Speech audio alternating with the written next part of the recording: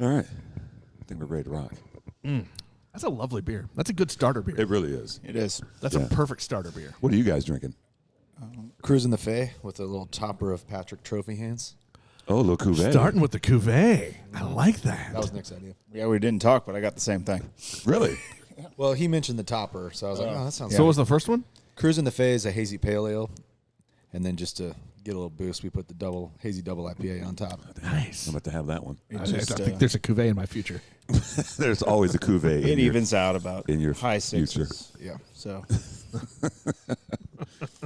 All right. I know. You know, I've always wanted a cuvee episode where we do nothing but cuvees. That could be I dangerous. feel like they could take a lot of work though too. So more work than we usually want to do. That's when you bring an intern We didn't bring. to have somebody make the cuvées. somebody pour. All right, now we can handle that. We're not putting the word out. We need Who an wants to be intern. our intern pourer? Pourer, cuveyor, Cuveyor. as it were. Chief cuvee officer. That's not like you got to pay him to do that. Well, no, I mean, I think they got to put in a few episodes first. To get that, you got to earn, like a gotta trial, earn that promotion. like a trial episode. Yeah, you get paid with more cuvées. I mean, I'll work for beer. I mean, technically, I do work for beer. Yes. Don't we all at this point?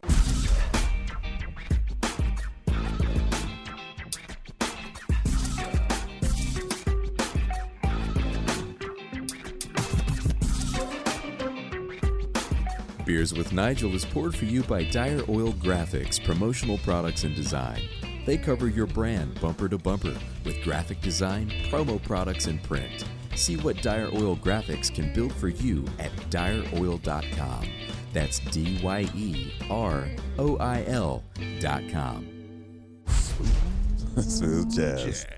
Jonathan. Shout out to Jonathan, our favorite Uber driver. That's who did our drop there. Love it. Yeah. Welcome to Beers with Nigel. It's a show about beer and other things. or other stuff, depending on. We don't know. We don't really know what our brand is. And, you know, we've got a new tagline for the show. This is the it's the most hilarious shit ever. It's the 2023 Best of KC Best Local Podcast.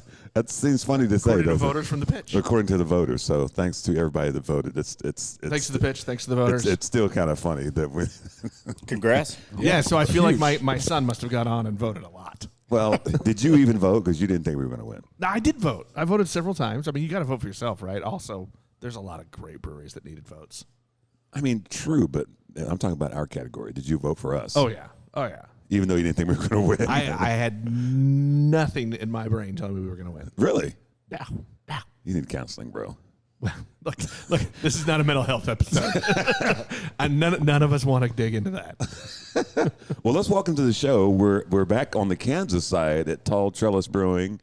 And welcome back to the show, Ryan Triggs. Thank you. And brother-in-law, right? Yes. Nick, head brewer. Yes. Do we need to say your last name? Feightner. So Okay, Nick Feightner. Feightner. Yep. That's a fucking great name. I feel like that should be a beer name, too. Yeah, have you not done that yet? No. They looked at It's each on the other like, list. what are we? It's on the list. Is it All really? right. Open the notebook, put that down. So, yeah, we got two Nicks on this show, so this ought to be interesting. So, don't get confused, guys. So, welcome back, fellas. First question. Tall Trellis. I mean, last time we talked to you, Ryan, that was breaking news. I think that was the, hey, I'm going to open a brewery. Right, yeah. So that was a public announcement, first public announcement. It's probably 2.5 years ago. Wow. From the Kansas Hop Company side, we did the podcast, and I think towards the end of that episode, announced that we were going to be opening Tall Trellis. So that was the first time that became public knowledge. So we were talking earlier, that felt like 6 months ago, but I think it was 2.5 years or so. That's crazy. That's crazy. We didn't cover the rules, though. We do have rules you should know about. If you need to burp, go ahead and burp. Lean in. Put the mic up and let it rip. If you use colorful language, that's fine. Nigel will also judge your burps. Okay. I'll judge my own burps as well. That's true. So I think that's all the rules. So Ryan probably knows. He probably doesn't remember. It's been a long time. I don't know what episode you were, but it's been a long time. Yeah. So burps is at a 1 to 10 scale or pass fail? Pretty much. Yeah, It's not pass fail. Okay. Yeah, that's a pass fail. You're not auditing the class. You need to leave the podcast immediately. You've been voted off the podcast.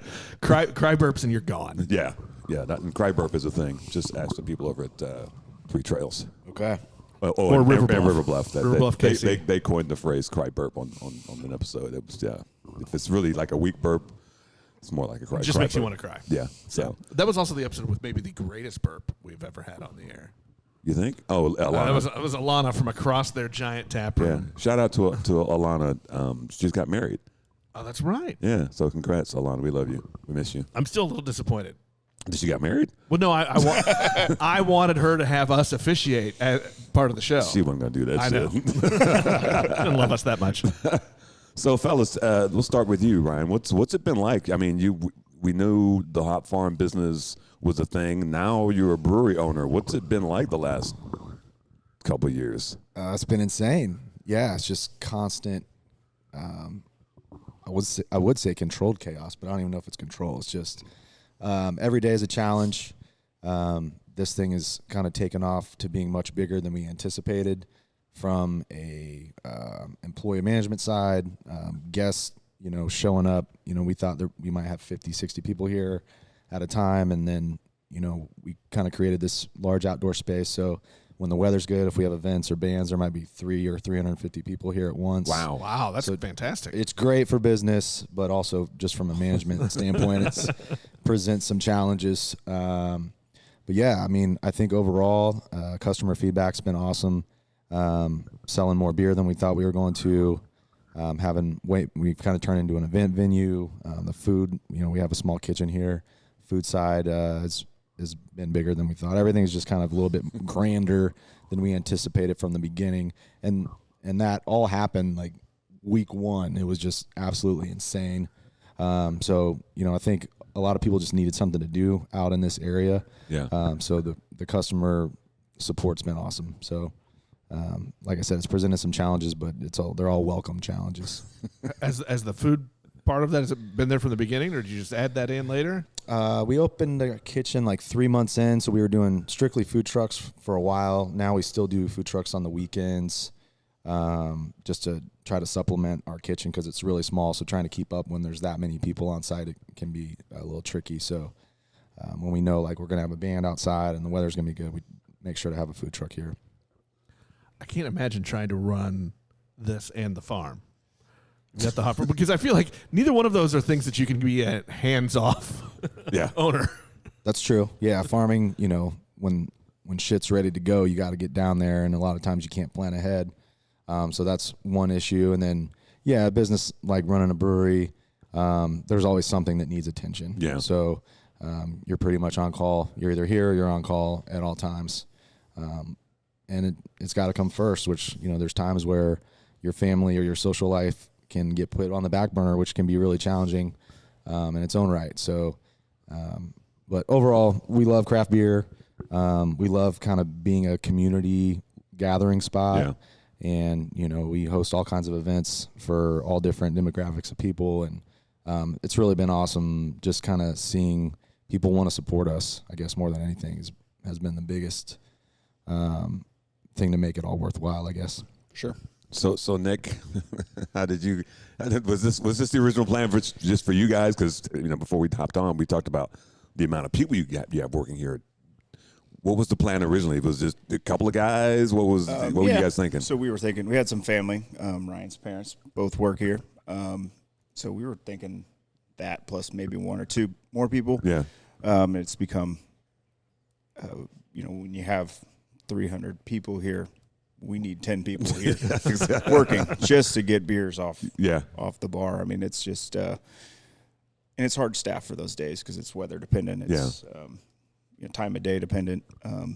Even a nice warm day, but it's windy up on the hill here, and that can change the turnout. And so the longer we do it, the more we have a feel for what's coming. And I think it's kind of we're kind of planing out, not having the spikes and the lows kind of become more average. We're working towards having a better average crowd, better average day, than kind of shooting for those bigger days or smaller days. No one wants those. But, it's been a lot of management. We started with a full coffee shop as well. Oh, wow. So that after a year just doing the money, we're being kind of remote where we are. Yeah. There's no signs off the highway. Yeah. We don't get a ton of drive-by traffic. You have to know we're here. It's a destination, definitely. Right. So there were definitely some people in the neighborhood that supported us, but it wasn't a day-to-day without a drive-through or anything like that. Right. Just the business that we did there wasn't necessarily worth the hours being open. So it pretty much doubled our hours having that coffee shop. But we liked the concept of it, and it brought in a lot of new people to us. So, but just ended up not working. But we were managing even more to start it, and so that's kind of helped. And as we move on, we've kind of definitely narrowed our focus as to what is what we want this to be and what's financially feasible and what's kind of best for the business. Yeah. So brand. Your background in beer, I'm kind of curious because we always ask the question from whence you came, right? Yeah. Obviously, you're the brewer now. Were you a home brewer before? What was? So I got into it from when we were doing hop. I kind of probably several years into growing hops. Yeah. And so kind of getting into I think when we started growing hops, neither of us knew the process and of brewing beer in detail. But as we kind of visited breweries, saw breweries, and kind of definitely interests me, kind of hit my interest of kind of science and beer and just kind of creating something. So I've always had kind of creative background. I was in landscape, the landscape field, landscape design, architecture field for 14 years before this.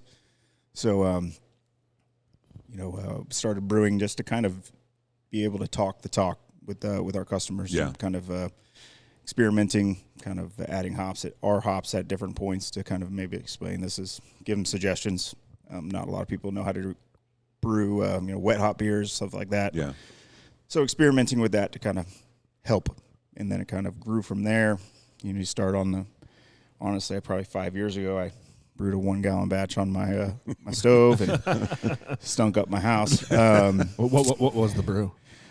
I brewed I think I just off the wall, and kind of, you'll see this. I'm impulsive. I am.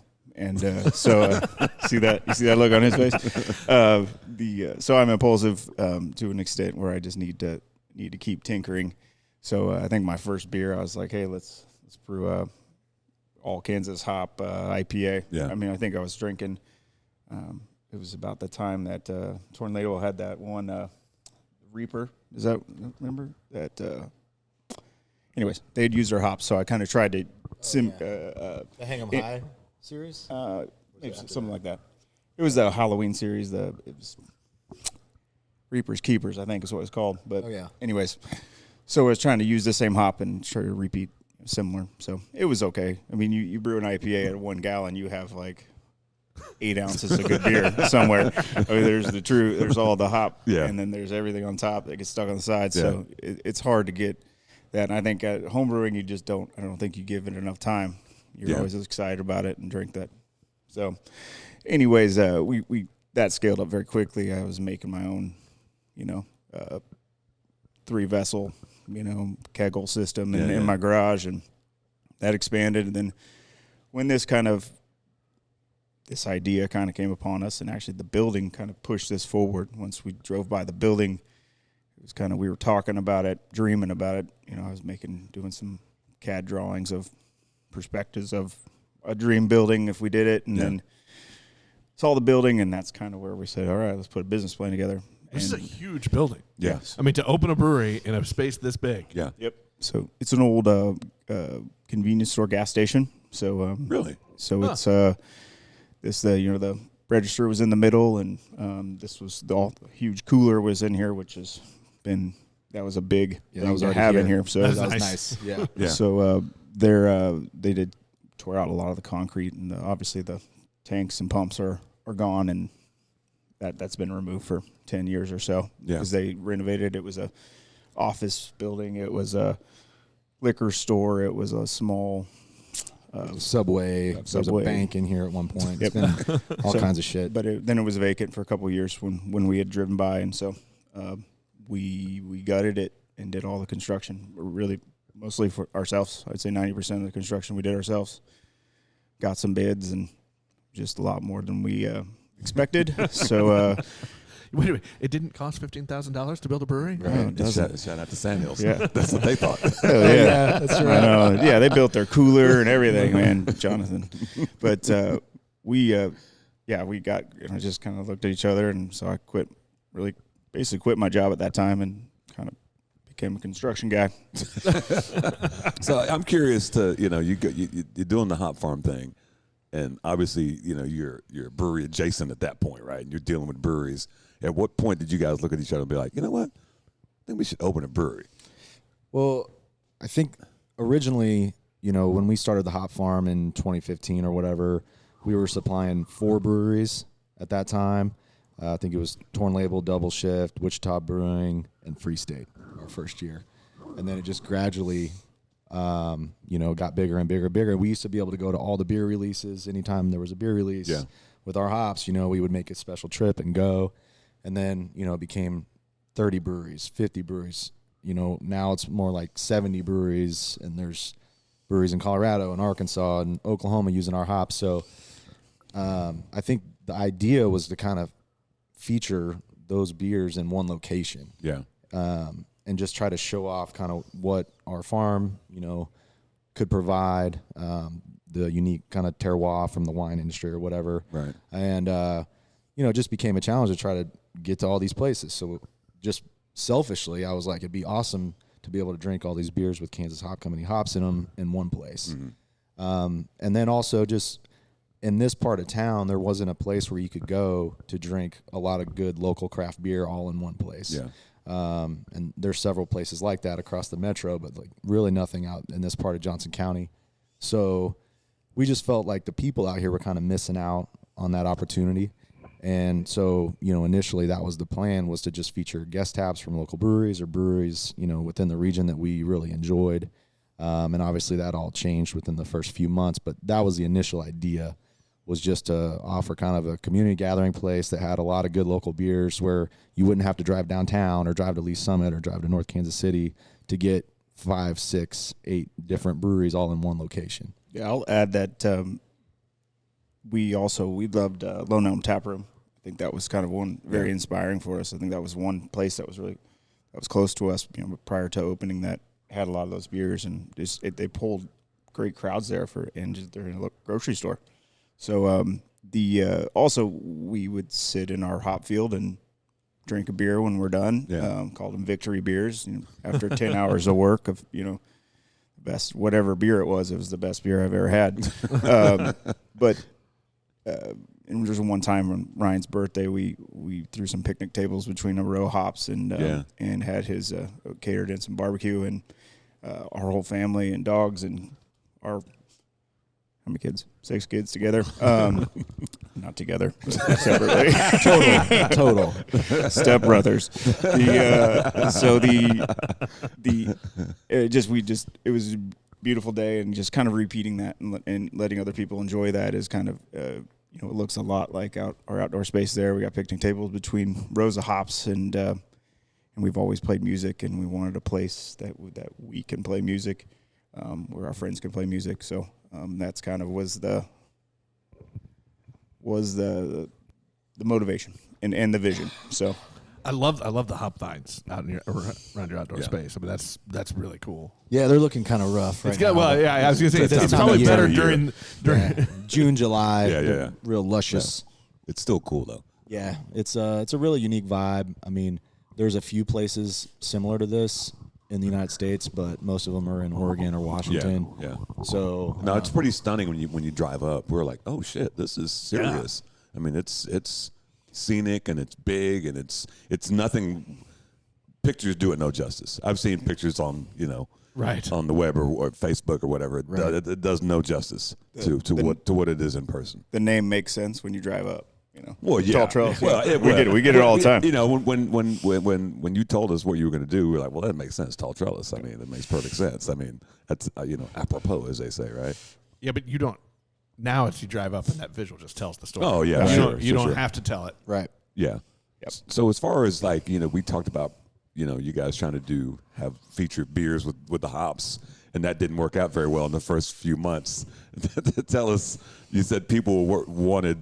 Yeah, it's cool to have other beers, but they wanted you would do one beer, and they're like, "Oh, we need more of your beer." I just don't know if people were really ready for the concept or understood it. If you go to a lot of other cities in Colorado or on the coast, kind of like a tap room, not necessarily a brewery, but a tap room that has a lot of craft beer. Right. those are pretty typical. But around here, there's not many places like that. And so, initially it was, oh, you guys are calling yourselves a brewery, but you don't have any of your own beer. And it's like, we're not calling ourselves a brewery. We're Tall Trellis Brew Co. We feature beer. And brew then coffee. Right. And then a few months in, we got our microbrewery license, and Nick was brewing 1-barrel batches.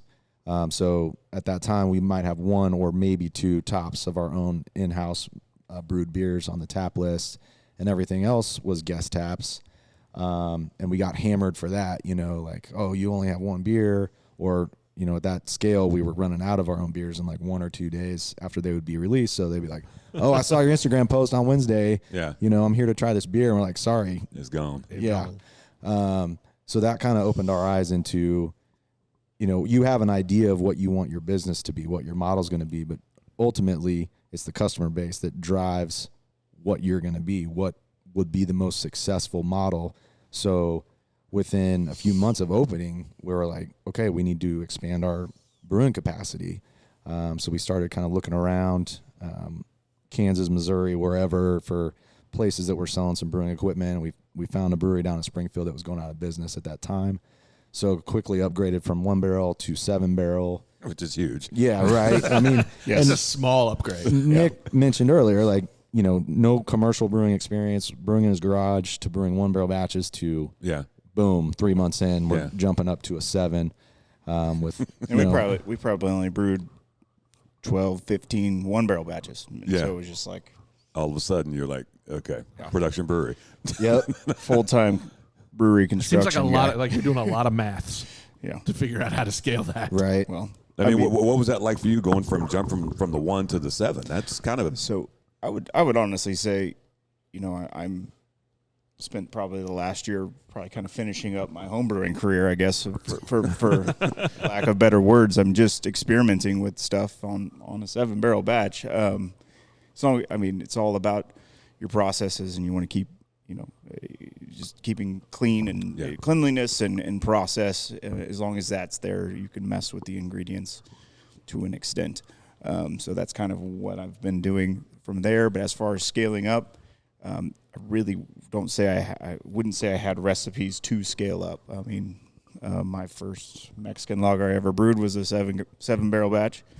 My first sour I've ever brewed was a 7-barrel batch. ballsy. But honestly, I listen to a lot of podcasts. There's craft beer and brewing. There's tons of information out there. And then we have fantastic friends. Everyone, Tanner and Gary at Pathlight I've texted with Gary and Tanner at least once a week about stuff, and Brian at BKS has just been wonderful. Got to watch out for him though. Yeah, don't drink with him. I've never. Yeah, you never drank with him? I never got to crack one with him. Yeah. He put you under. Well, we did a pod over there one time, and after we were done, you want to have some beers? Want to crack some beers? I got some weird shit. 10:30. 3 hours later, I'm like, oh my god, I had no idea you and Mary were this wild, man. Right. Yeah, shit got weird. That's the cool thing. We hear that a lot about the beer industry, though. Is everybody helps everybody. Everybody helps everybody. You can just call up and, hey, I'm trying to figure this new thing out. What do I do? Yep. And everybody shares. And Chris down the street, Red Crow. He's awesome. He's a wealth of knowledge. So I appreciate all that stuff. And as even with owning business and all this other stuff, absolutely have seen no people, holding information, for competitive sake. Everyone's just willing to help, but it's just like anyone that throws a recipe on the internet, like, here's how we make this world famous beer. It's all different. Your system's different. Water profile. Everything. Little bit. Yeah. So, I've been using RO water to brew, so that it kind of takes a lot of the variables out that could kind of mess up a variety or a type of beer. So that, and then we have, we lean into the hops, and that's kind of our style. Yeah. And having a really Ryan and I kind of like the same type of beer, so we do not kind of we want the best ingredients, so we'll find, and I love Brian at BKS's approach there. Yeah. Find the best and use the best. So I think that helps as well. Kind of help the learning curve there. If you're using some of the best, Citra that's out there, and Brian's helped us get some of that too. Yeah. So that helps in kind of keeping your process and your process clean. So scaling up, I didn't. I've written my recipes. I've written my recipes on a 7-barrel batch. I know it sounds crazy. I've surprised myself in some aspects, and I'm still learning a ton. Yeah. Well, shout out to you, because the one beer I've had is fucking fabulous. Oh, thank you. Absolutely. It's super clean, super crisp, really good beer. And I'm looking at the cuvee over there, because that's going to be the next one we're going to have. Absolutely. But speaking of beer, You know what it's time for? you know what time it is? It's time for Mystery beer. Shout out to Bree Burrows. Oh, Bree. Oh, nice. We love you. What's up, Bree? Yeah. So this is the mystery beer bag, as you might imagine. Oh, I love that. It might be from a golf course. Maybe. We don't know which one, because the guy who left it at my house is not talking. And I've invited him on the podcast a bunch of times. And he says no? Or does he just ghost you, or does he outright say no? No, he ghosts. He's flaky. So anyway, yeah. So you get to pull the first mystery beer out of there. Just whatever you grab. Try not to look at the ABV, because we play a little game. Okay. Guess the ABV. He grabs the quirk. There's like 30 of those in my fridge at home. That's kind of what happens, I think, to quirks. They just pile in the fridge. right. Oh, my wife. And So I, that's we drink the cranberry apple cinnamon quirk. Okay. Which I've never had. Somebody gave me that. I guess it's a slushy. So you get to open it, pour it, we'll taste it, and then we'll guess the ABV and see what the hell happens. While he's pouring, he said you guys both kind of like the same styles.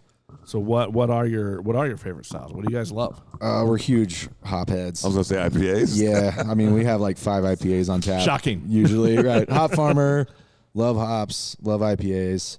But also, we didn't see this coming, but we've kind of turned into like a Mexican lager brewery just because of kind of where we are. There's not a ton, I don't think, of like hardcore craft beer drinkers out here. So it's kind of like a segue beer for them. Yeah, the gateway. So our Mexican lager, we cannot keep up on production. Thanks, sir. It's crazy. So yeah, now I think we've got 3 lagers on right now. We got a Pils and a dark Mexican lager and a light Mexican lager, and it's good to kind of definitely having a raise. There it is. Oh, Pass. Look at you. Well, we need to do Did not fail. open the games. That's the opening ceremony for the perps.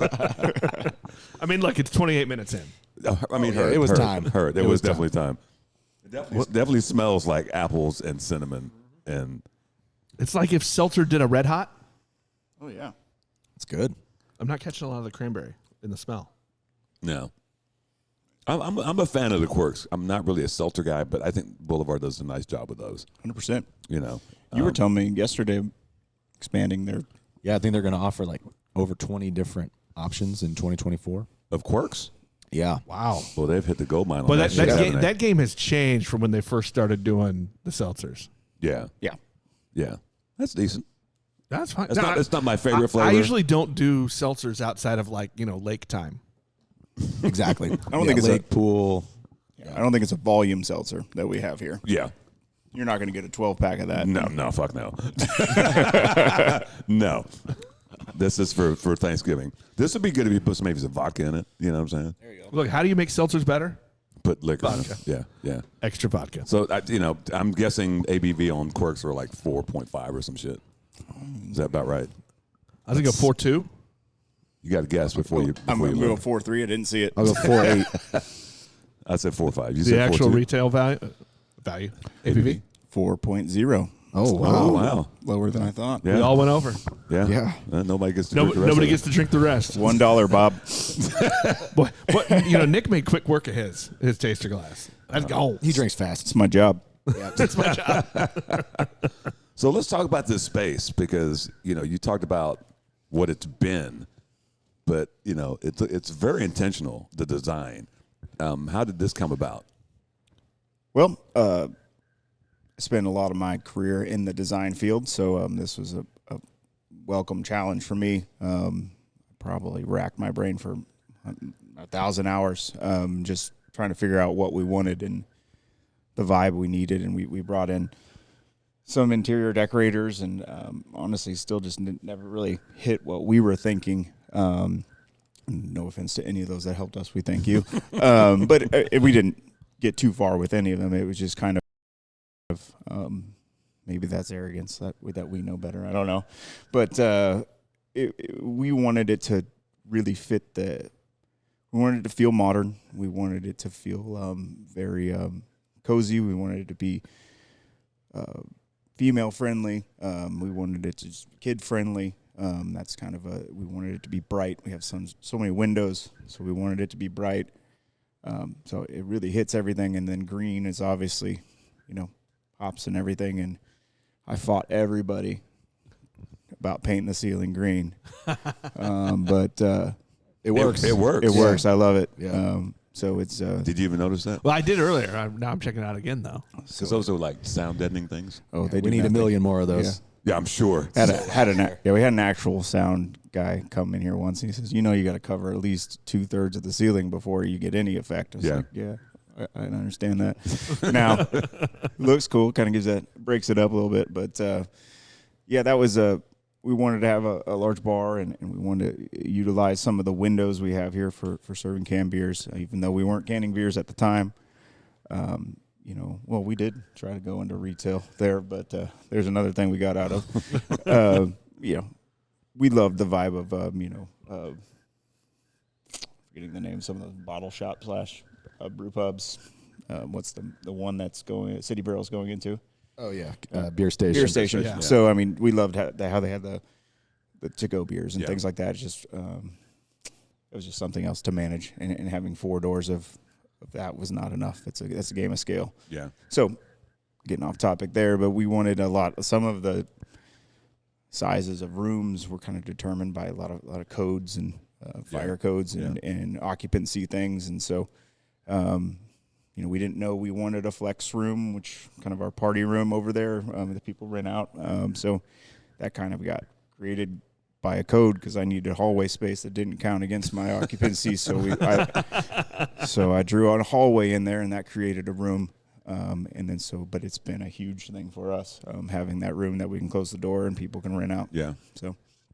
No, it's a great space. It's every brewery is kind of unique, and this one is unique in its own right. You know what I'm saying? Yep. It's totally different than a lot. I mean, what breweries have a hop farm? Right. Hop vines hanging. Not very many. That was the whole idea. Yep. No, it's done well. As far as you talked about it earlier.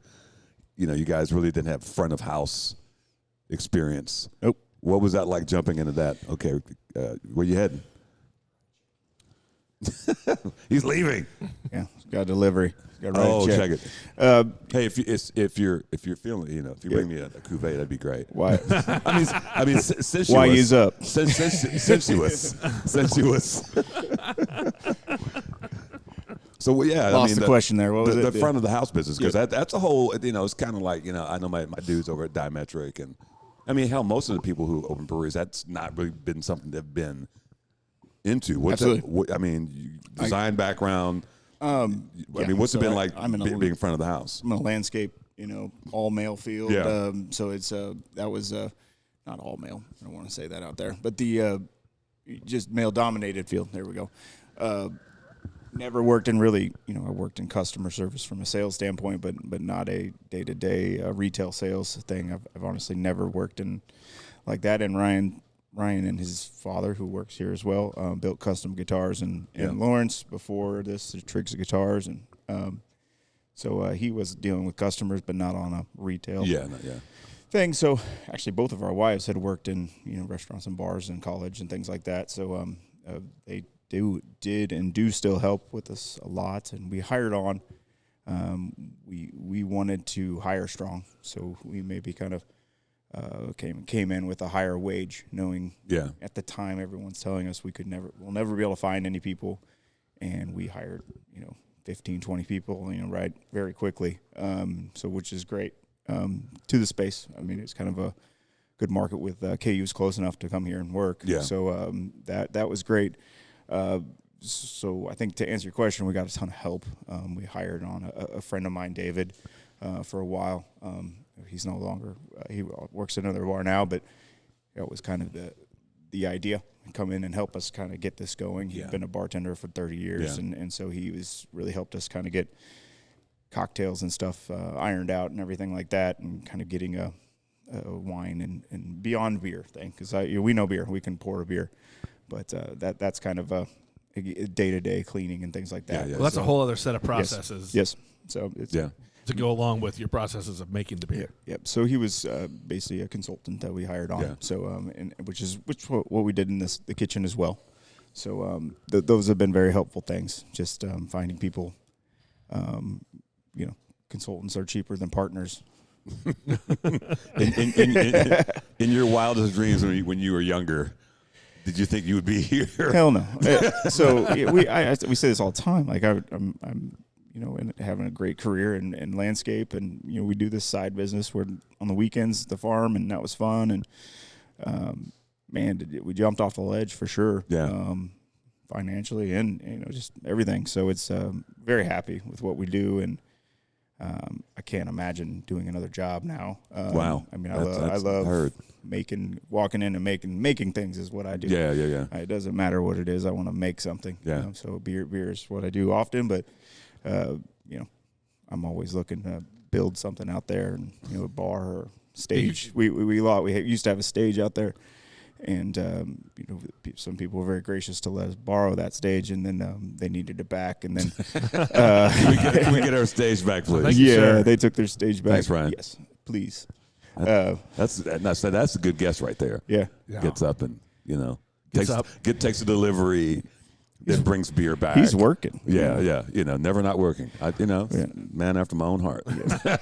I love that you can find all of the different ways to be creative. Like you had said at the very beginning of this, you're a creative. You want to make things, and I think a lot of times we get stuck in our one lane is, but you can we all do find too. that outlet in a lot of places. And seeing inspiration, I think you said earlier, R&D, rob and duplicate. Yeah, I mean, but that's how I've made my career. But nothing's original. I mean, it's all about what you've seen, and you take things that you like, that you've seen, that you're tasted, seen, looked at, heard. I mean, I think creativity translates from music, and building a tap house. Take a sip of that, bro.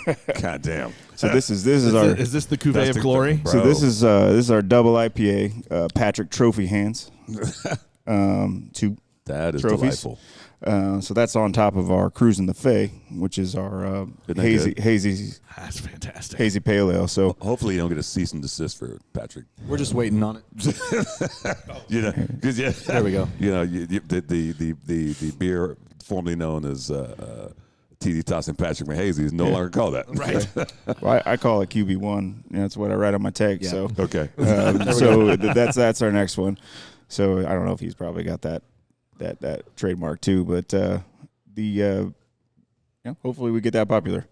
Yeah, that's where you get to see. Well, if you're really popular when you get 2 cease and desist. Well, we got another beer called El Travador, so so that one will probably come first. But Ryan, we were kind of talking about going from doing what you do to having to do a front of the house and customer service. He kind of talked about his experience. What's it been like for you to make that leap?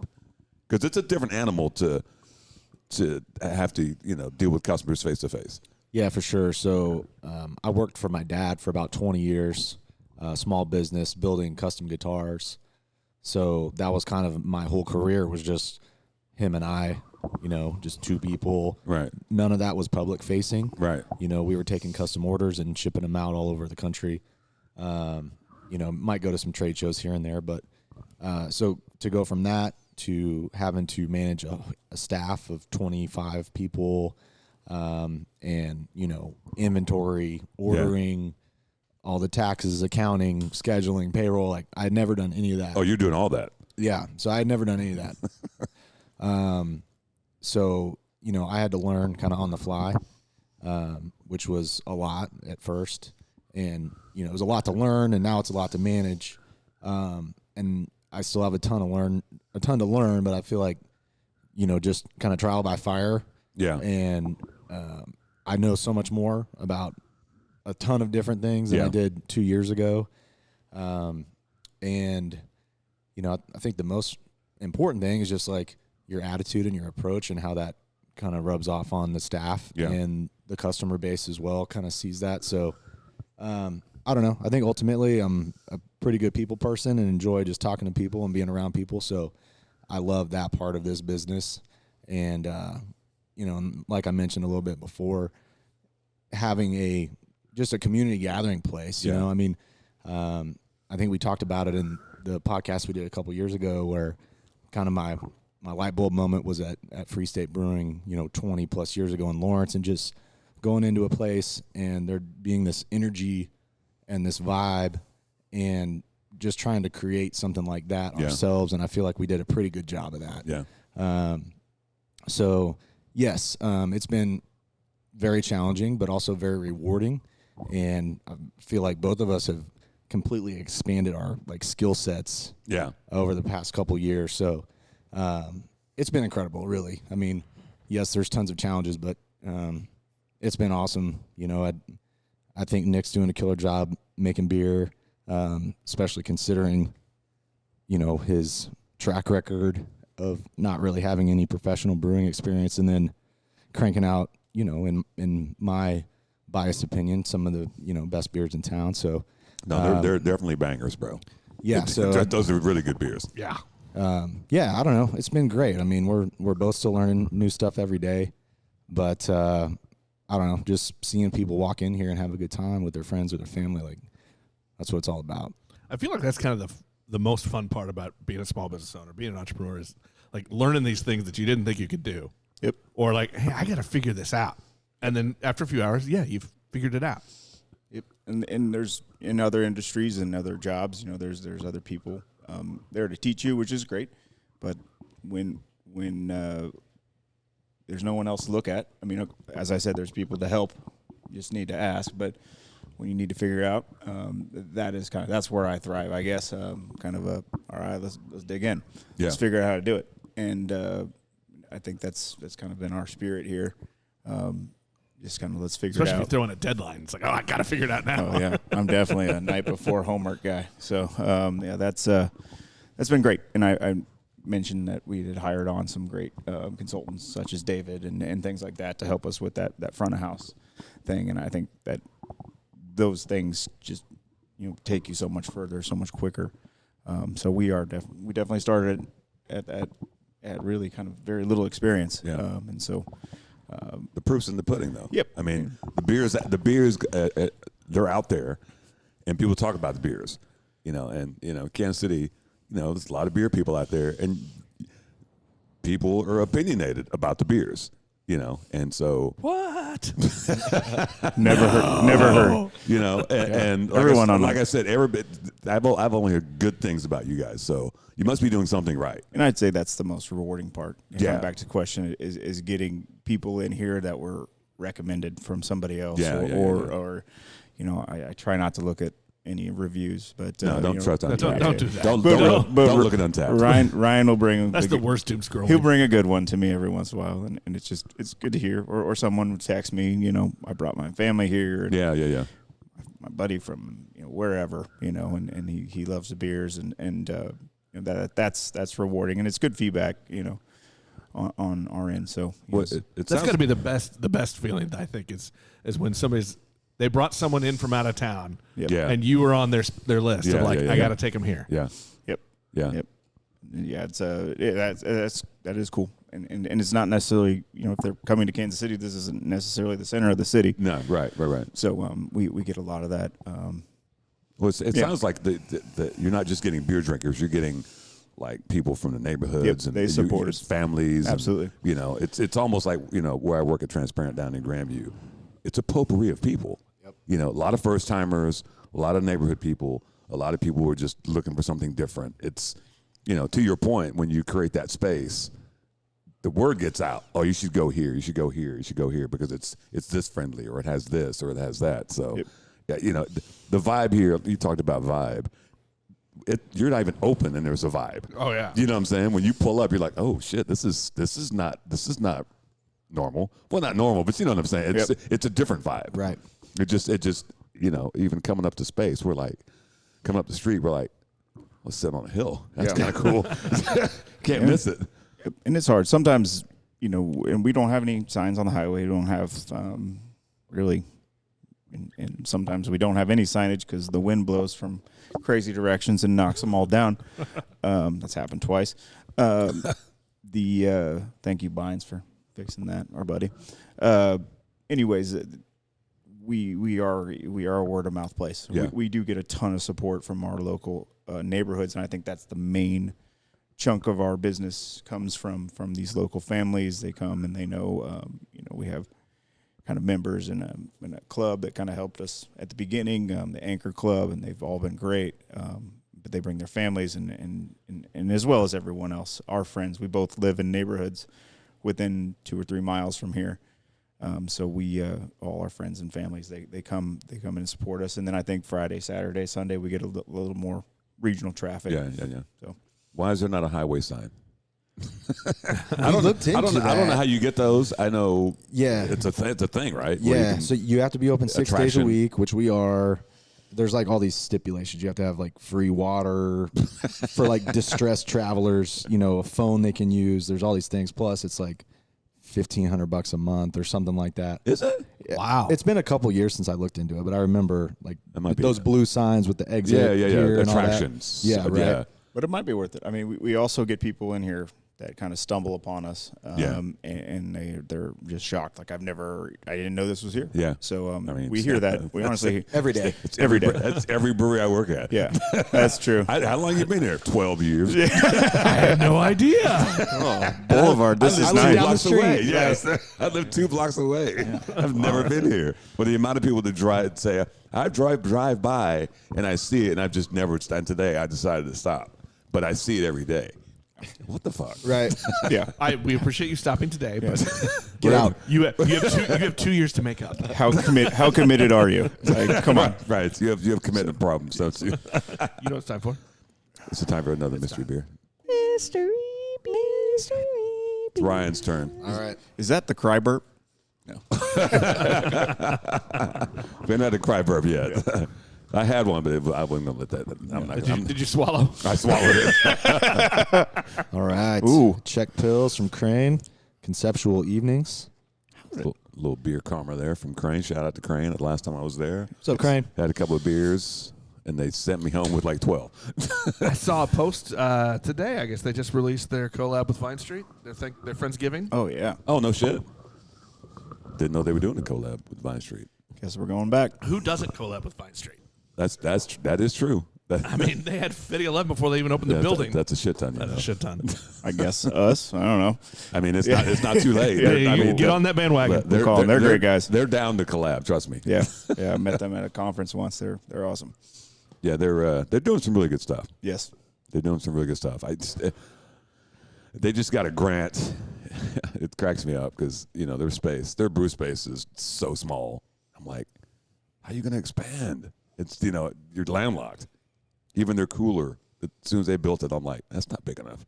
Wait a minute. What brewery opens with a cooler and says it's going to be big enough? City Barrel. Okay. City Barrel's fucking cooler is exception to prove the rule. It's the size of this tap room, pretty much. Fields and Ivy, they got a big ass cooler. Oh, too. do they really? Yeah, man. They have 2 coolers. Yeah. Really? That's right. Yeah. We got way more cooler than we thought we'd ever need. Now we're tripping over things. Yep. So is your cooler right here? Yep. Yeah, and it goes all the way kind of into that herringbone wall over there. Oh, wow. Really? So it was all reach indoors from when it was a liquor store. Oh, yeah. Oh, so smart. Yeah, it's like $100,000 cooler probably. ooh, well, you're on the birth game today, aren't you? pass. I like his scoring system better than yours. That's kind of fun. Pass, fail. I mean, yeah. Did you just say puff, pass, fail? Puff, pass, fail. That's a whole other game. I mean, here we are. What do we think? It's good. Yep. Got some good floral notes. Oh, yeah. Shout out to Brian over there at Crane. Yeah. It's clean, Oh, it's very clean. crisp. Yep. 4.5%. I'm going to go 5-1. Okay. 4-2. 4.7. Actual retail ABV? 5 even. Oh. Ooh. Oh. I think the 4.7 wins it. I guess so. There's probably nothing left in there, so there you go. 1 ounce, maybe. They're doing good Mad Dog pours where everybody's equal. Shout out to Mad Dog. He's no longer with River Bluff though, but shout out to Mad Dog. Not River Bluff. Angry Sweet. Angry Sweet, yes, yeah. So Ryan, yes. So for the last couple of years, we've been laughing and chuckling and discussing the last time you were on the podcast, right? For burying the lead.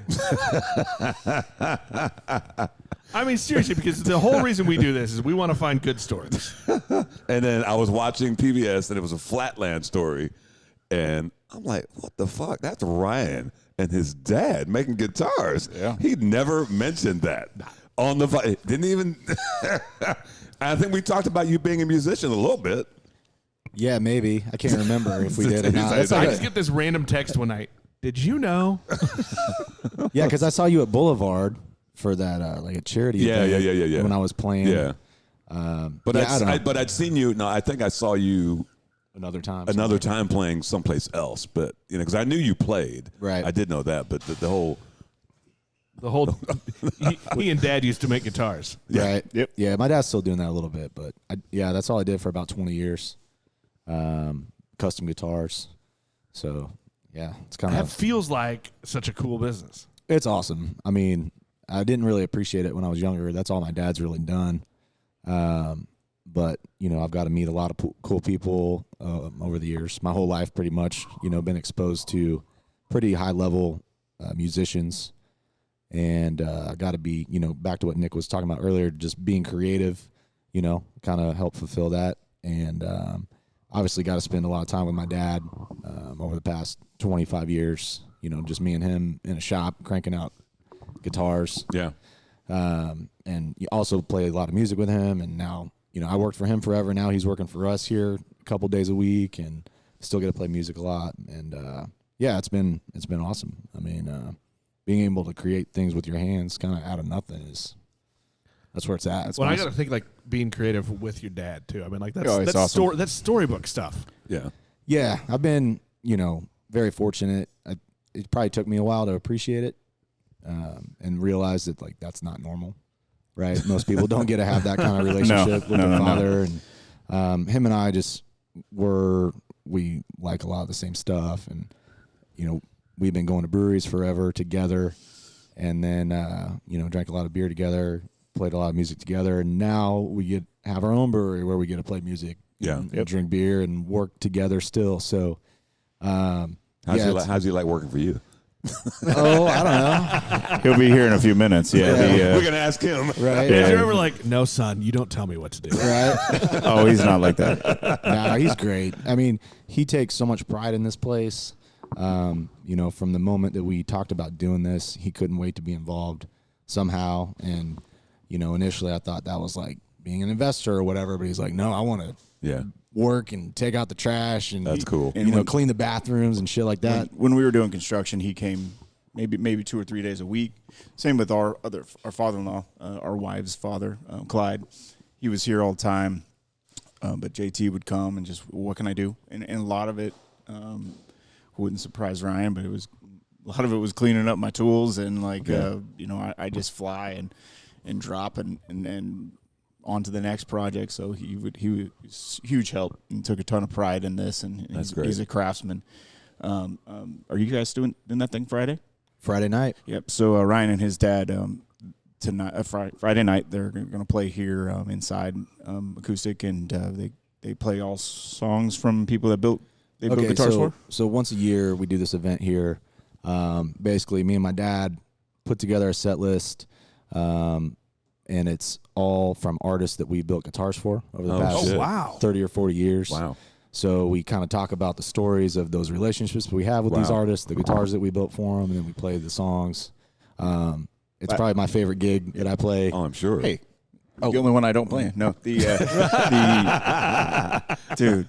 But I will say last year, and I've known these guys for 10, 15 years probably, and I heard all their stories about, and Jim's stories from working at Gibson, and listening to them last year, I was blown away, and there was just people sitting here just wide-eyed. It was really cool. If anyone out there can make it, I recommend it. Yeah. Kind of like what you were talking about with not knowing about the guitar thing. It's like people that come here to drink beer know my dad is like, oh, that's Ryan's dad working behind the bar, blah, blah, blah. They don't know his career and his backstory and all the success he had as an instrument builder and all the people he's got to meet and build guitars for. Super impressive resume.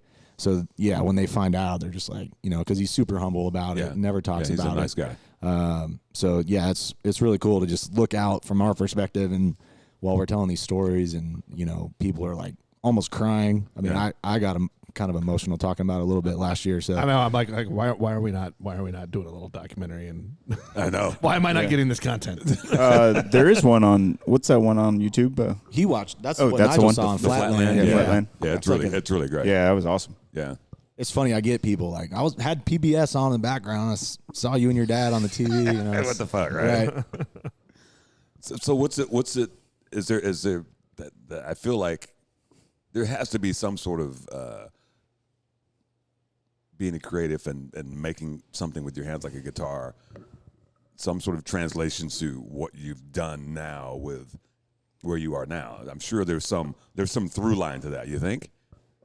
Yeah, I mean, the number one thing like that Nick touched on earlier is just being creative in spirit, just in general, and kind of working with your hands, and that translates to guitar building, hop farming, right, and then now the brewing side, but also I think the biggest thing for us is we just wanted to create a space that we wanted to hang out in. What's our dream scenario?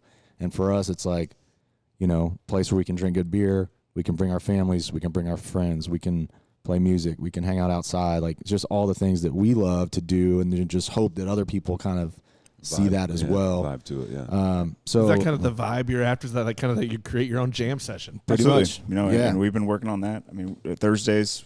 It's our group of friends, whoever can come play bluegrass. I mean, that's kind of what we do during the winter and things like that. So I got back into playing music when I met Ryan, kind of try to be in every band he has, just trying to all the bands. Just he's like, what do you mean you got back into it? You got out of it? Yeah. Do you have a music background as well? Oh, I mean, we're talking like high school, playing the drums kind of thing. But he won a songwriter competition to play at Country Stampede 15 years ago, maybe.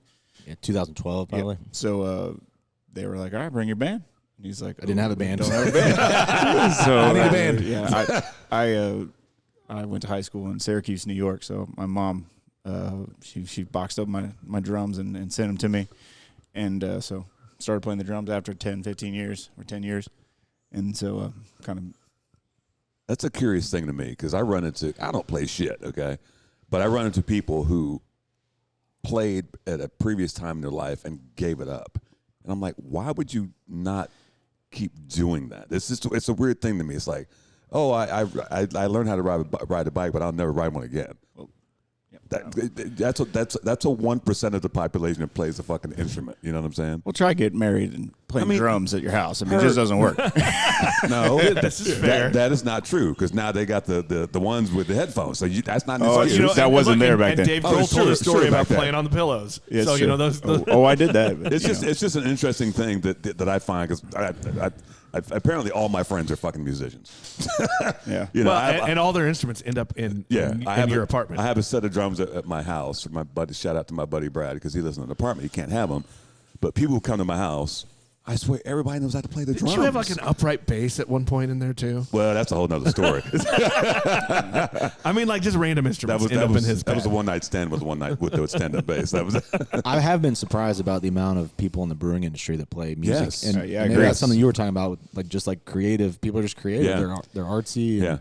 And, they're not your like desk job type, and they just I don't know. What's that through line? I mean, because you've talked about a lot of different things, right? I think for you, what's that through line of music and building guitars and farming and making beer and creating a retail space? I mean, what is that? I think Ryan nailed it when he said creative spirit, and you find the constraints, you find the factors of any process, whether it's accounting or it's brewing or playing the drums or painting. You figure out what the factors are, what's how people may react to something, how it affects people, and some people just do what they're supposed to do or do what everyone else does, or you take those factors and you're creative with it.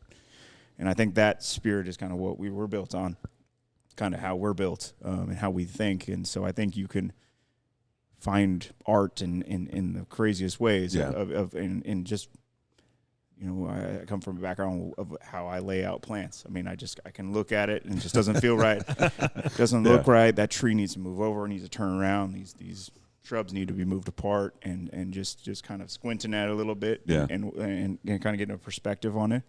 I think that's the same with beer. I think, Ryan's my best judge. I mean, he's very, very honest with me. I never bring him unfinished beer. I learned that. Yeah, that's it. That's yeast. But he's got a trained nose, and he's really good, and we'll call it. I mean, he's the guy I got impressed with the beer, and so, but just figuring out, okay, an IPA is made this way, or there's a lot of different ways to make it, or hop it, dry hop it, and stuff, and so looking at that, and kind of finding a creative way that I want to do it, and I think I'm still in the process of finding that. That's the beauty of it, because even though his taste or his thought might be this, you're still an individual, and 100%. It can still be great, but not to what you think it should be, right? It's all subjective, right? Yeah, exactly. And we learned that real quick. It's like we can't just brew beers that we like. Heard. Right? Yeah. It's not about us anymore. Maybe as a home brewer, but I mean, you can brew one that's for you. I think basically. you need to stay true to that. I think you need to stay true to that core of why we like beer, because I think it's a common trait. It's not like we were in love with saisons or something. No against nothing against saisons, but like all saison brewery. Yeah, which is something I haven't learned. It's just like people ask me, like, you got to make a gluten-free beer, and I'm kind of dreaming about a saison brewery now. Yeah. No, you're not. Yeah. Sounds funky. That'd be a good name for a brewery. Yes, sounds funky. Sounds funky. Yeah. But that's kind of, we're watching what people like, and I think. I don't know, I'm taking over this, but with it's a podcast, beer it's style, fine. it's just let me roll. You'll interrupt me when you need. But we have a large outdoor space. We have a big tap room. So brewing beers that people want to drink more than one of is kind of the ultimate direction of kind of, it's kind of the underlying thought behind a lot of our recipes and things like that. So making them sessionable, making them kind of want to come back for more. So if all I made was double IPAs, and I mean that works for some other people that might be doing a lot more package sales, but for us, we need on-site. We want on-site. Yeah, sales. You want people to hang out and enjoy the vibe and have several. Yep. That's why you got to have session beers. I mean that's what Nolan does down at Transparent. There's certain beers. It's like, okay, you want a 4.5%? We got that. Yep. You want something bigger? We got that too. So it's kind of a fine line when you have a brewery to know what to your point. You kind of brew what people want, but you still have to have those gateways, because there's not a day that goes by that I get somebody that I don't drink beer, or I drink Bud Light, or I drink this, or I drink that, and then I have to, that's the fun thing about beer tending is like, okay, what's your lightest beer? I've got exactly, but I've got something for them. It may not be the lightest beer, but based on what you told me that you like to drink, try this. Well, the balancing act, I would think, though, too, because you want to stay true to not only what you like, but what you want to do. I mean, look, you're a hop farmer, and the whole idea was to feature the stuff that you farm and you produce. And so to do all that balancing act, to do all those things, to let the market tell you what they want, but also, this is what I'm doing. This is what I'm brewing. Yeah, I agree. I mean, that's part of our identity, so even our wheat beers and our Pilsners are like, we're doing dry hop pills and hoppy wheats and things like that, kind of leaning into the hop side a little bit. And I feel like there's a way to do that in a balanced manner where it's not off-putting. Yeah. And so Mexican lager, I mean, we use Montehueca in that.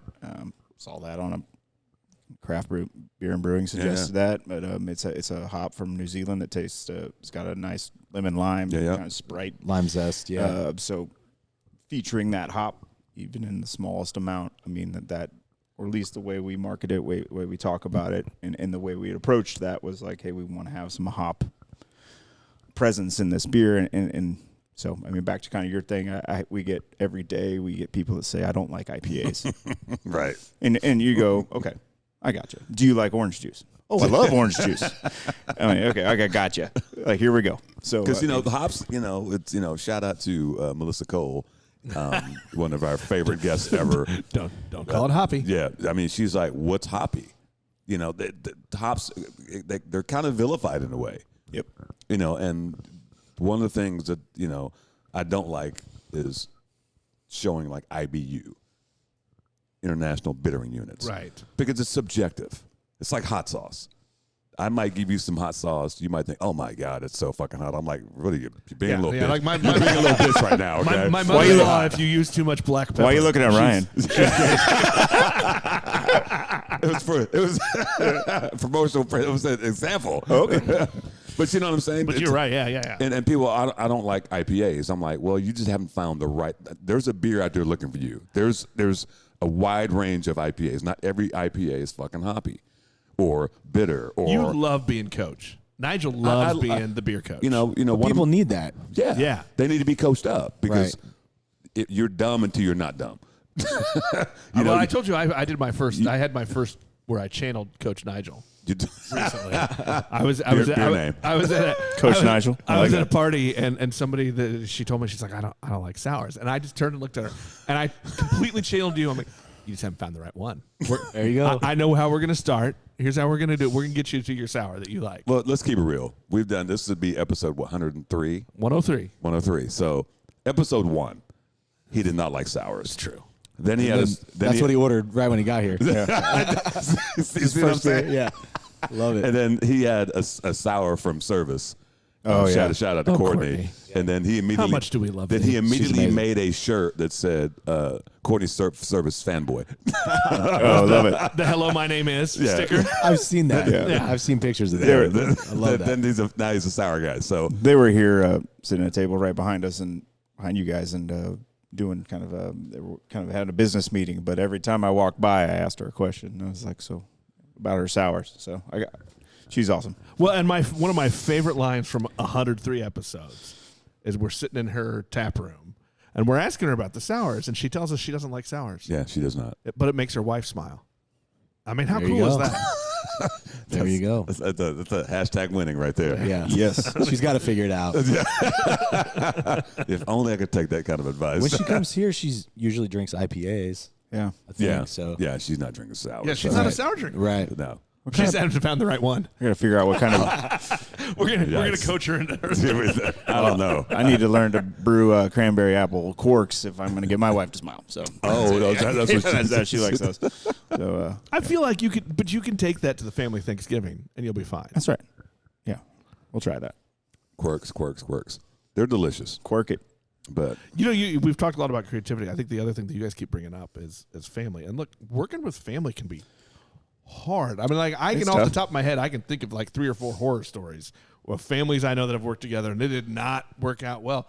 But you guys, your in-laws, your parents, your siblings, your wives, that's a lot of mixing. Yeah, it's all I really know, to be honest. I mean, my first job was working with my dad, and then started the hop farm with Nick, who's my wife's brother-in-law, and then our father-in-law. We married sisters, so worked with family there, and then opened up Tall Trellis again with Nick. So it's all I've really known. And I think you just got to find most families aren't as fortunate. I feel like I've been very lucky with who my family is, right? Like, and I understand that. A lot of people, I see other families, and I'm like, there's no way these people could work together, right? But I'm on a good, I have an amazing relationship with my dad and my in-laws, and I think I've just been very lucky. and a lot of people have to find an excuse to even spend any time with their family. Yeah, but yeah. For me to get to spend this much time, work together, we hang out obviously here, but also, family functions, and we just have so much in common, so many things that we all enjoy, and, just really lucky to get to be involved with something like that. So for sure. Yeah, it's been awesome. No question. I echo that. I mean, I think I have never worked with family until the hop farm, and that's just kind of been a side project. I mean, we don't cash many checks from there, but that's just something we love doing. And our father-in-law Clyde does a lion's share of that. Shout out Clyde. The day-to-day stuff. So that's kind of to answer your question, how we manage that. So we definitely go down for the bigger projects, but he does take care of a lot. But as far as this, there's stressful times in any business. There's money's tight. There's loans to be found and things like that. I mean, so yeah, it would be hard with somebody that's not, I'm best friend of mine, one definitely. So it's just we're friends beyond the family aspect. I play drums in his band. I play guitar and everything with him, and so it's been great. It's just fun. It's like I feel like I'm hanging out with my buddies, brewing beer in the garage, So, and that's what you want, really. I mean, shout out to having a gig where you're like, oh, this is work. Yeah, there's 100%. There's some shit you got to do. I mean, obviously you're handling the business side, so you got to deal with the government. But there's that. Well, and I think that's the thing that entrepreneurs chase, right? Is it's the job you love. I mean, yeah, there's still hard work. There's still shit to deal with. Shit, yeah. But you don't hate, right? Yeah. Yeah, I mean, for the most part, this is something we would choose to do in our free time. Yes. Right? Yes. So that's the magic of it. Yeah. I mean, that's if you can buy your kid a gallon of milk while you're doing it, that's even better. We're working on that. If you can feed your kids, that's great. I didn't say feed. I said buy the kid a gallon of milk. Let's not go too far. How old's this kid? Look, my kid's almost 17. He still chugs the milk. Does he? Yeah, it's crazy. Well, yeah. I mean, your kid is like his kid. 7. He's 16, going on 93. Yeah. He's like a grown ass man. He really is. But he's following his dad's footsteps. He's going to be a little video production media guy. Well, that's not following me. That's he's taking more after you. Oh, his uncle. I'm not a video guy. Nigel's the weird uncle. No, you mean the cool uncle guy? Oh, right. I think that goes hand in hand. Heard, Chef. Heard. Look. What have I learned since we started this thing 103 episodes ago? I've learned that I like sours, and I learned how to edit video. I think I've done my job. Podcast is over. Good night, folks. Drive safely. No, this is a great fucking concept. And if you have never been to the hop farm, I don't know if you guys do tours, but you should. That shit is fucking great. I know. I need to get out there. It's the most. I'm telling you that when we did the ZZ Hops meeting over there, and they were harvesting and processing, that was the greatest shit ever, man. I was like, I'm gonna work here. Yeah. I'm gonna live here. We have breweries come out, every year during harvest, and you can go up to Yakima, right, for hop and brew school or whatever, and those are 1,000-acre farms. But to see, 3 or 4 of us from our family on a small scale and how we do it, I think breweries are just blown away. Yeah, I mean, it's hard to explain, like what you said when you've seen pictures or whatever, and then you get here. It's the same thing with the hop farm. It's like to see 20-foot tall plants and the infrastructure involved and all that. I mean, it's like Nick said when we were trying to kind of dream up this place. It was like sitting in a hop yard drinking beer is one of the coolest things you can do. Oh, absolutely. I mean, being in that environment, you can't replicate it anywhere. It's the most unique thing, and so yeah, it's when people come there for the first time. And just to like watch them geek out and walk up and down, smell the hops, yes, rub on them and all that. It's fun to observe. I'm walking down the whatever you call it, the aisle, and there I've got a beer, and Ryan's like, you gotta grab them and smell them. And there was this one particular hop, and he was like, it's like candy. It smells like candy, and you do that, and I'm like, that smells like fucking rock candy. It was the craziest shit ever. Oil on your... Yeah, I was like, what? I'm like, how is a plant doing that? It's so crazy. Hops are just crazy. I know we're talking about the brewery and taproom today, but how many different types of hops are you growing out there? Probably like 7 or 8 right now. I would say we have kind of 4 like core varieties, and then we're constantly rotating through other things to see what works. Most of your super popular hops like Citra, Mosaic, Galaxy, all those are proprietary hops. So we don't have access to those as a public farm. So we're relying on varieties that come out of public research from Oregon State, Washington State. So we're super limited on what we can grow. But the good thing is, like I mentioned before with wine, hops kind of can take on the environment that they're grown in. So if you take a hop like Cascade or Chinook or Columbus or Comet or something like that, a public variety, and grow it in Kansas, it can have its own characteristics that you can't find anywhere else. Yeah. So that's awesome from a marketing standpoint, right? So we're growing all those, and then lately there has been some more funding for public hop varieties. So, it used to be like they come out with a new one every 10 years. Now it's like almost every 2 years there's a new one. So we're kind of doing trials with those. Really excited about the new one called Vista that was just released a couple years ago. So we planted some of that last year, and we're going to plant some more in the spring. It's got some awesome kind of passion fruit notes. And, so I don't know. We're just... But you never know till you plant them in your soil. And in Yakima, they have variation all over the place. Yeah. Across the road, but they average it all together. So you can go select your lots here and there. But most of the spot market Citra is a combination of thousands of acres. Yeah. So it's just to be consistent. So, which is what they want to do. So, every year our Cascade will taste different. Yeah. I mean, when we do oil analysis, they are all different. So, but it's been kind of fun this past year farming, knowing that I will use all these hops. This is the first year I've ever done that. Yeah. So that's cool. You're in an interesting place as a brewer. Yeah. You're using the hops that you guys grow. Yeah.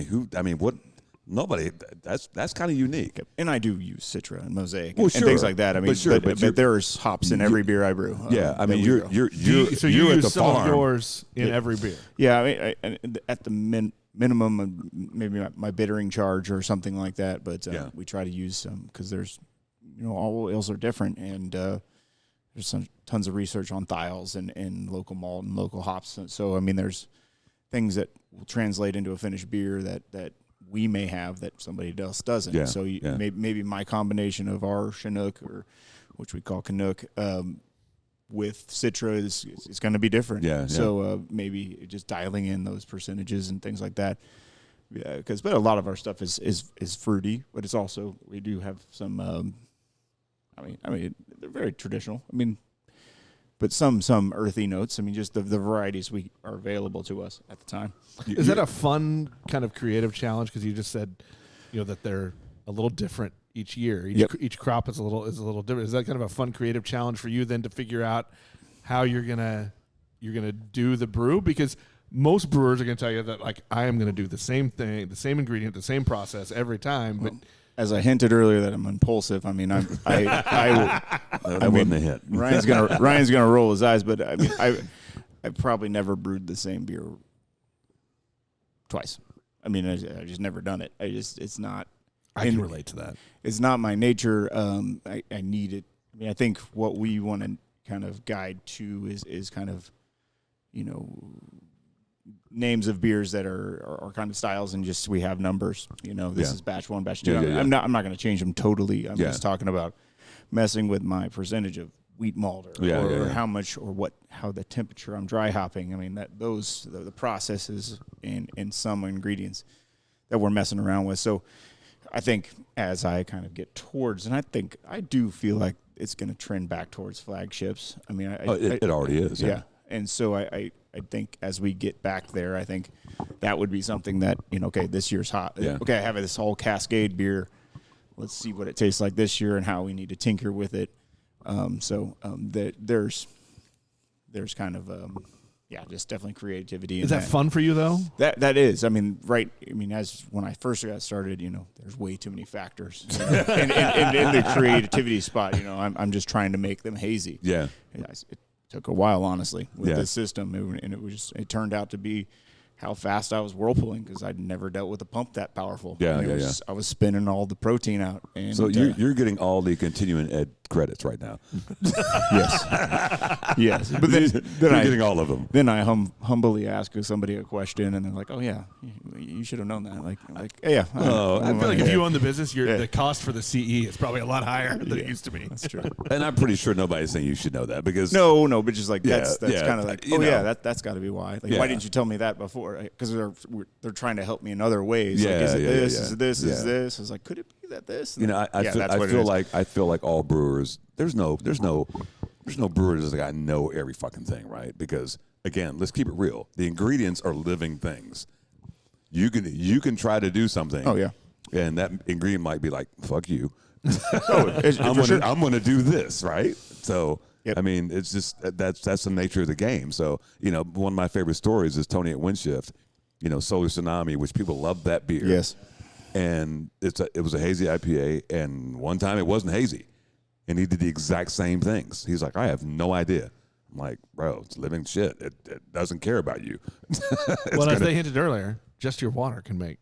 Yeah, it's pH, how fast you're using the motors you're using to spin these things, how much you whirl off it during the mash. I mean, how much protein you're carrying over, and then it's an interaction with hops, and then and that's a timing thing too. Yeah. So I mean, there's just so many factors, and that's what we're trying to kind of dial in as to what we want specifically, and then kind of mess around within that category. So I do think we'll move more towards more flagships, and we do have some flagship names, but they and keeping them on tap is been. Yeah. Well, you're 2 for 2 on deliciousness. All right. Well, I mean, I'm just keeping it real. All right. So here we go. Do you have a favorite that you've brewed? I'm gonna start with you, Nick.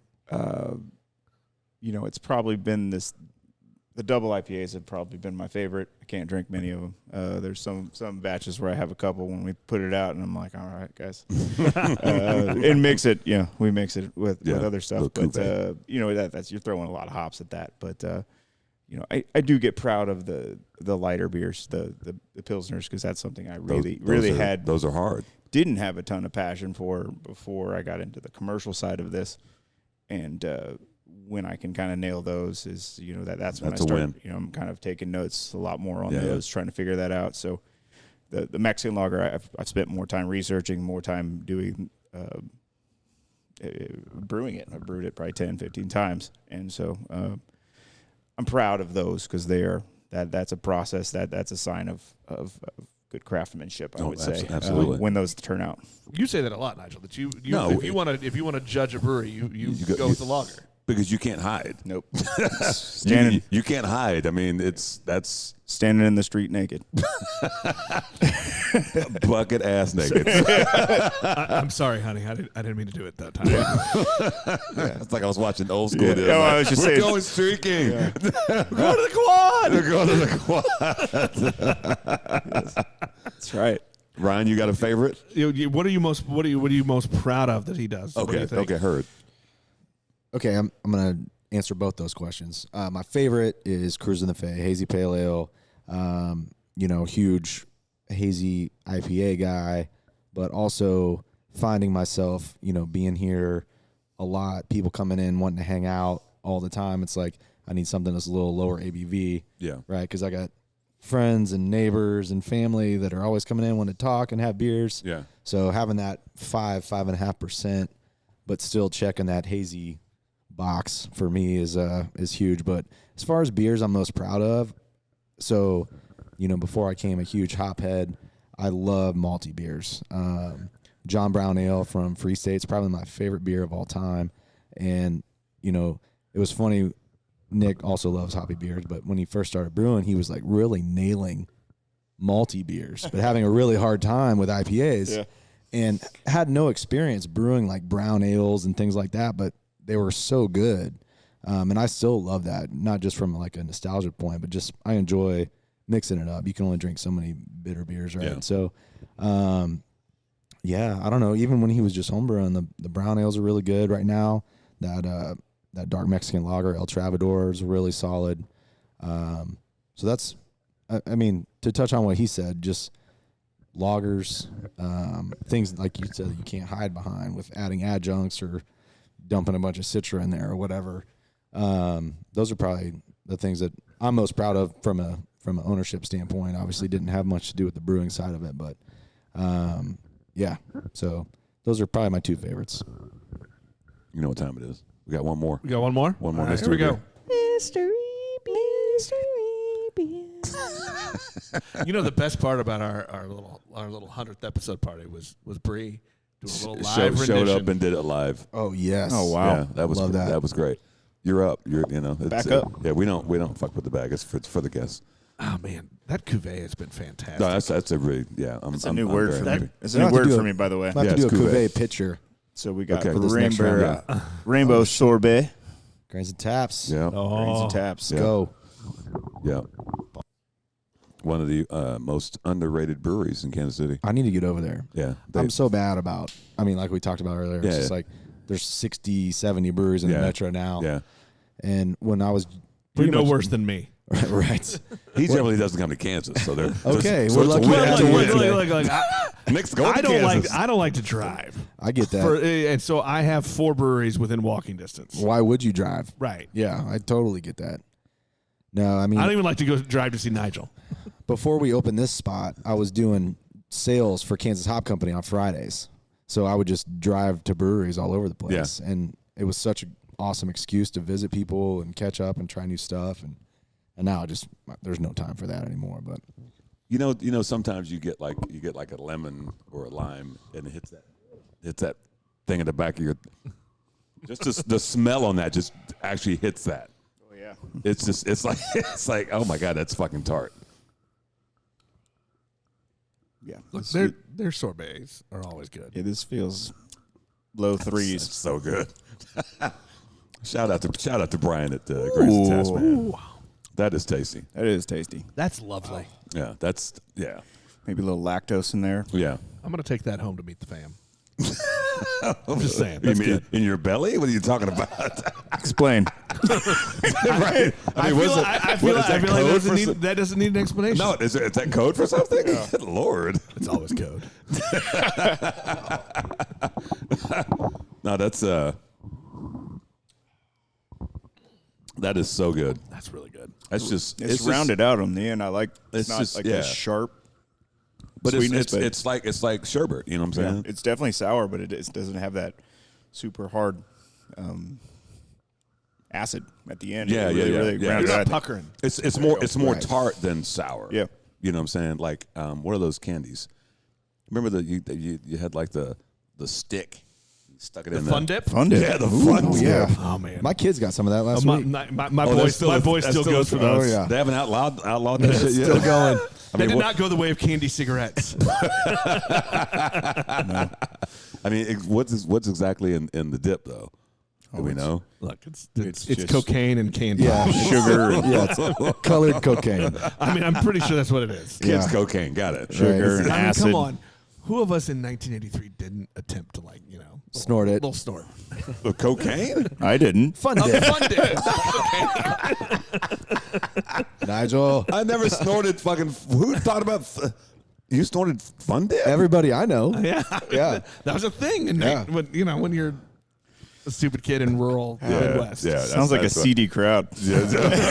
We never did that shit. I'm telling you. Whatever. You're from Oklahoma. I'm not from Oklahoma. You are. Good Lord. He's not British. Don't let him lie to you. What's the ABV? I'm going to say it's sneaky. I'm going to say that's a little. Their sherbet series are a little sneaky. Yeah, I'm going to say 6.5. Ooh. Go 5.7. Nah, Yep. well done. Nice. Thank you for joining the crowd. I mean, I'm gonna go 6.7. didn't I say that? You said 6.5. Okay. I'm Forgot that gonna go quick. 6.2. I wanted for the joke. I was gonna say 6.9, but I feel like it's not that high. 4.6. Oh, damn. Damn, we way off. Wow. We never said we were good at this game. Matter of fact, we usually say we're bad at this. As Nick pours the rest of the beer in his glass. Well done, sir. That's my job. I think he has shown that he is the fastest drinker of this group. No question. Speed. Yep. Is it about? I mean, is that just is that your personality? Just I've fast, always everything? no. Emails definitely not. Just cleared 4 days later. Yeah, just cleared 5,000 emails before you guys got here. No, you have a pace. Some people have a pace. That's why I can't drink double IPAs. Okay, heard. You're just kind of I'm a sipper. I'm social. He's a Miller Lite drinker. What? Before craft. He said what? I'm just saying. You're going to do me like that on a podcast? No. I was a Coors Light drinker. There is no shame in loving the Miller's Light So you gonna do me or like even the that on Coors. podcast? I mean, come on. I'm just saying, when I met him, he would drink 100 Miller Lights, and he, he's got that pace. Okay, got it. Right. And I was the same way with Coors Light. That was my thing. Ain't no shame in the Millers. Yeah. And I had a Miller Lite the other night.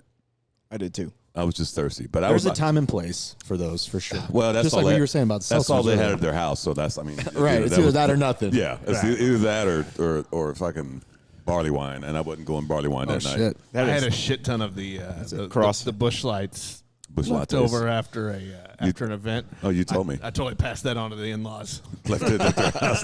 There you go. Y'all need this. I do have appreciation for the consistency of those things, though.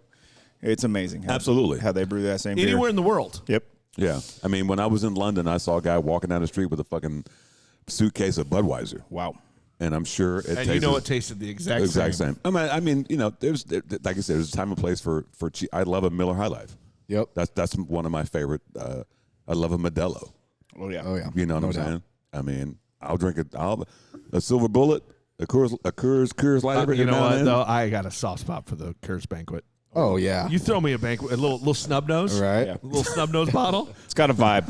It definitely has a vibe. You feel different. It does. So Nick, if that was your back in college, what was your go-to beer? Everyone drinks cheap, Keystone Light, stuff like that. Okay. But I mean, Miller Lite if I had a little extra dough. So Is that more? yeah, I mean, good Lord. Like when I was in college, Keystone Light, it was like $6 for a suitcase. A Keystone Light. No shit. Oh yeah. when I was in college, they had this stuff called Beer 30. I don't know if that's still around, but it was like a purple can. Where was this? What was this? Oh, I don't know. Where'd you go to college? K-State. Yeah, that was it. Yeah, so it was purple. So we brewed just for the Wildcats. Yeah, it was. I would be very surprised if they're still in business, but it was just, it's grossly cheap and it tastes like orange grape juice. There was that period of the mid '90s where like all the big beer companies like tried these little sub brands like to act like microbrews. Oh yeah. But there was Red Dog. Oh yeah. I drank me some Red Dog, man. I was fine with that. Who made that? That was AB, wasn't it? Was it? Yeah, I was going to I say think it was AB. Budweiser, yeah. I mean, let's keep it real. Fucking for the longest time, nobody knew Blue Moon was fucking Coors. Right. Oh yeah. I mean, They I kept drank, that secret. There's a lot of people that still don't. Right. Yeah. They don't know why it's always in every airport. You're probably right. Actually, there's a lot of motherfuckers be like, Blue Moon. We got an orange slice for me. You know what I'm saying? Oh yeah. I used to drink the shit out of we that. get it all the time. Absolutely, Yeah, right? absolutely. I mean, back in I think about the early days of the Kansas City brew scene when there was like 75th Street Brewing. Yep. Right. Right. McCoy's. Well, even before that. Yeah. I mean, and the weird thing about 75th Street Brewing is the amount of people who came out of there. Like No doubt. Jeremy Danner used to fucking Yep. work there. Yeah. I think Micah from Stockyards. Yeah, exactly. Yes. Yeah. It's great. That wasn't great beer, but it's certainly turned out some people who are great in the beer community now. Well, and Yeah. like the first times that I saw like giant tap lists were the old Chicago in Columbia, Right. or the what was the place that used to be downtown Lee Summit, Struthers, that had the 26 taps. Oh wow. Before my time. Yeah, There's McCoy's down. McCoy's. Right. Yeah. A lot of people came out of there too. Yeah. Brewery Imperial. Was it Sterling? Yeah. I think he was at McCoy's. Yeah, it's crazy. The beer scene is, I mean, for you guys to jump in when you did, I mean, it's not the beginning. I think we're at the middle because I people think, oh, there's so many breweries. Like somebody just put out a list the other day of the amount of breweries in quote unquote Kansas City. I'm like, well, Eudora, Kansas is not Kansas City. Right. Well, I think we've had this discussion before. Like, how far do you stretch out? I mean, Yep. Do you count Lawrence? Do you count St. Joe or Maryville? Yeah, Lawrence gets counted in the brew scene. It really does. You know what I'm saying? But it's, we're still not a critical mass. We're not. No. I mean, where you guys are, what's the closest brewery to here? Red Crow's 10 minutes. Okay. And then what? Fields and Ivy, probably. You got to go to Lawrence. Yeah, Limitless. Yeah, Limitless. 15, 20 minutes at least. So, it's a craft beer desert, no doubt. Yeah, so, because even driving out here, we were like, okay, we're in. We out there. I'm like, are we going to sporting game? What the hell? Because that's the way I go to sporting. I'm like, I thought I knew where you guys were, but I didn't. Yeah. But, I remember when we first announced, I saw some comments like, oh, they're so far out there. Like, they're never going to make it. But really? You have to understand, there's so much residential out here. Yeah. And there's nowhere to go. Yeah. And that's what every community needs. Yeah. It doesn't have to be a brewery or a sports bar. It just needs to be a place for people to go hang out, get out of their house. That's what a lot of the breweries are finding out is that, like, they become the neighborhood bar. Yeah. Right. Yeah. Even when Tony opened Windshift at I-70 in his shoebox and Woods Chapel, I had never been over there, had no idea there was a neighborhood to the north and a lake to the south and neighborhoods. And people were like, oh, I could walk here. I'm like, from where? They're like, oh, right up the street. I'm like, oh, shit. My in-laws lived 3 minutes from Windshift. Yeah. And I remember when I first told them, they're like, what? Yeah. That's there? I'm like, you can literally walk to go have a beer. Yeah, my dad lives on Lake Tapawingo, just down the street. So, he ventured over there before I did, I think. And so I think I learned to water ski at that lake. We got a good story about your dad there, actually. Oh, man. I don't know if we should tell this. We got to tell him now. Yeah, he won't listen. But don't tell him to listen. Well, anyways, you guys did what? It was like a 12% something. I can't remember. During the holidays or something. So, he went in there with some buddies who were probably Busch Light drinkers at the time. Still Busch Light drinkers. But so they went in there and they all ordered this beer. And it was like 12%, kind of a... It's like a winter warmer. Like a nutcracker type winter warmer. And, he had his, and the other guys were like, I can't do this. And so he drank all 4 of them. And they had to carry him out of there. My dad, this had our hops in it. That's why they went there. Yeah. And so I believe after that, you were only allowed to have 1. Yeah. Limit 1. Yeah. So limit 1. So that's the Greg Feightner rule. I always like a good drink where they give you a limit, like you get 1 or 2.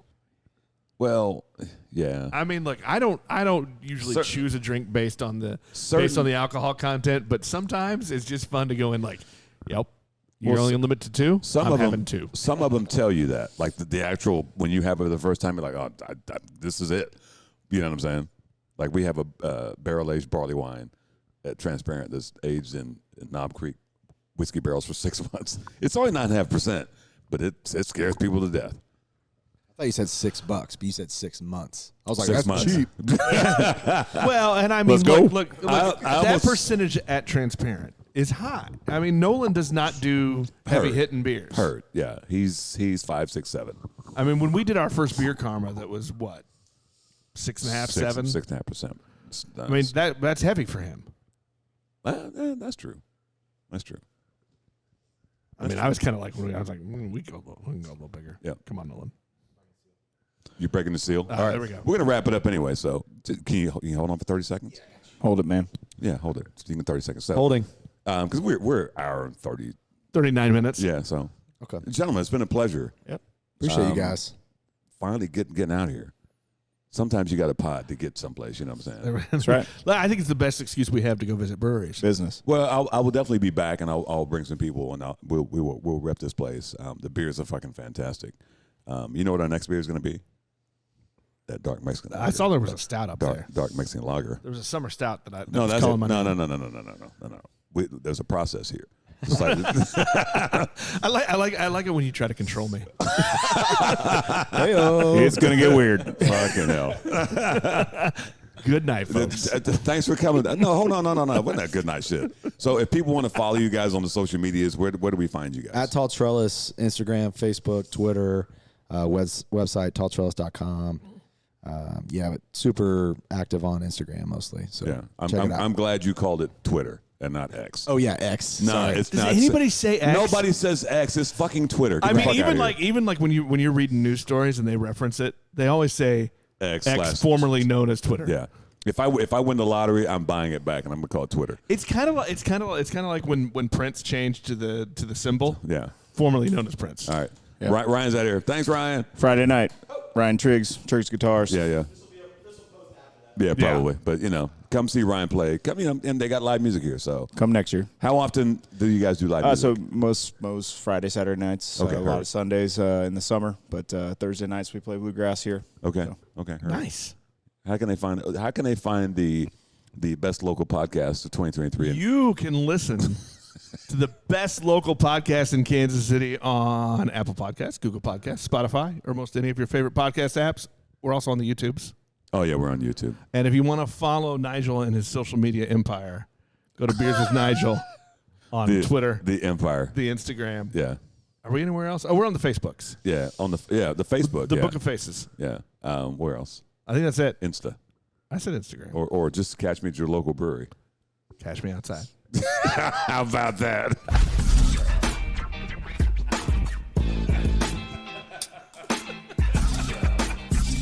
You've been listening to Beers with Nigel, a show about beer and other stuff, hosted by Nigel Woodberry and that other guy, Nick Parker. Beers with Nigel is poured for you by Dire Oil Graphics, providing bumper-to-bumper graphic design, promo products, and print services. Find them at direoil.com. Beers with Nigel is a proud member of the Fredcast Network and is available on all of your favorite podcast flavors. Find Beers with Nigel on Facebook, Twitter, Instagram, and ask Alexa to play the Beers with Nigel podcast.